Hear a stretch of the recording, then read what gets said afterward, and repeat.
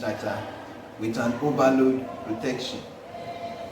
In my first video, I demonstrated how to wire direct online motor starter. Now I am going to include the overload, and this is what we need for our overload protection. Okay, so there are 3 pins at the back, and those 3 pins will go into terminal T1, terminal T2, and then terminal T3 on the contactor. So I connect the overload to the output of the contactor. In the first video, we connected T1, T2, and T3 to the motor directly. But now we are incorporating an overload.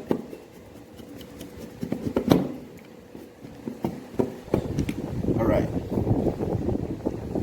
So I have the overload connected to the output of the contactor. Now, this is how the control circuit is going to be. In the first video, I connected, this one was connected to line 1 or phase 1 of the 3-phase lines from the breaker. But now,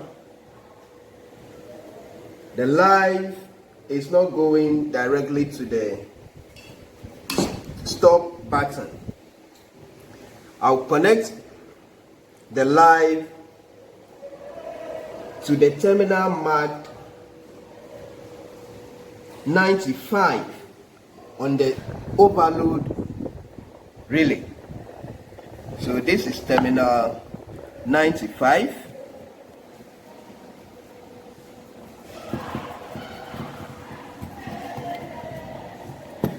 To the overload relay, and then to line 1.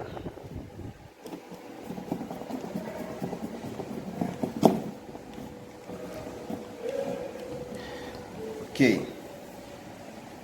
Then the wire that is connected to terminal 2 on the stop push button will now connect to the terminal marked 96 on the overload tray.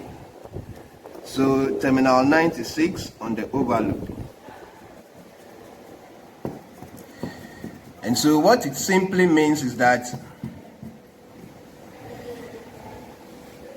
terminal 95 and terminal 96 on the overload is normally closed. And so when the power flows from the line to 96, it goes to the stop button through 96. When the line comes to the terminal marked 95, it goes through the terminal marked 96 because it's normally closed. And so what happens is that when there is any problem, the overload operates, and then these 2 terminals open, and so there will not be any current supply to the stop button. Okay, so now that is the only change we need to do to the control circuit. And now with that change done, we have our new control circuit when we are adding the overload tree. So let's try and see if this new control is functional, if it will work correctly. So let's switch our breaker on. Then we press our start button. Okay, there you go. So our control circuit with the overload is working. Stop, start, stop, start, stop. Okay, so with that done, as I did earlier, I'm now going to add my power circuit or my power cables. So I have red for line 1,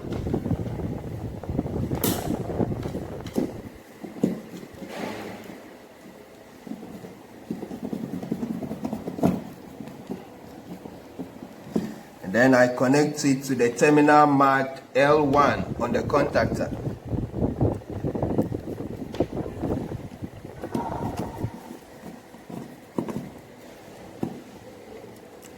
L1.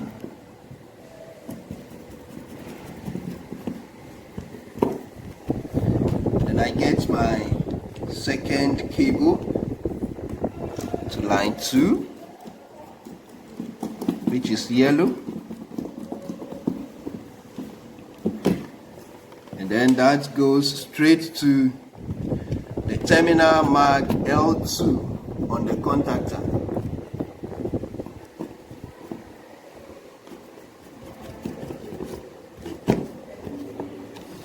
Then my third line,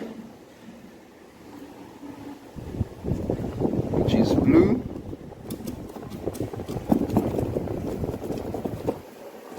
and then I take that straight to the terminal marked L3 on the contactor.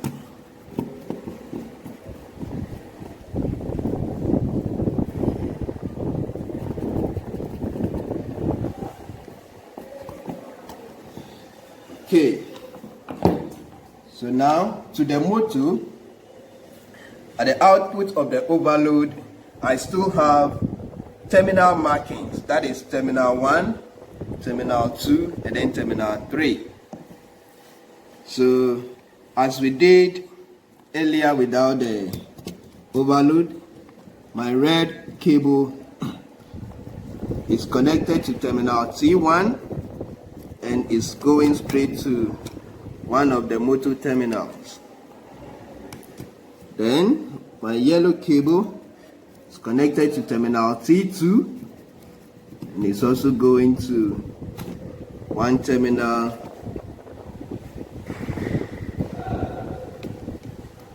on the motor terminal block. Then I have my blue connected to T3, and then it also goes to the motor.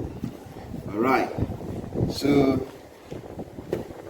we have our complete circuit now, and so this is how to wire direct online motor starter with an overload.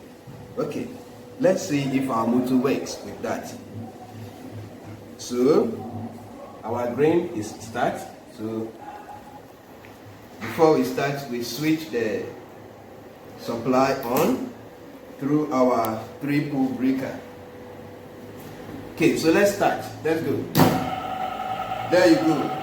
Then we have our motor working with the overload fixed. Stop.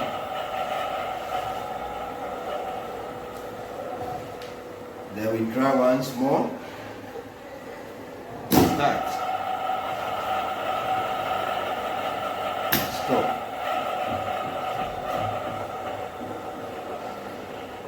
Okay, thank you very much for watching.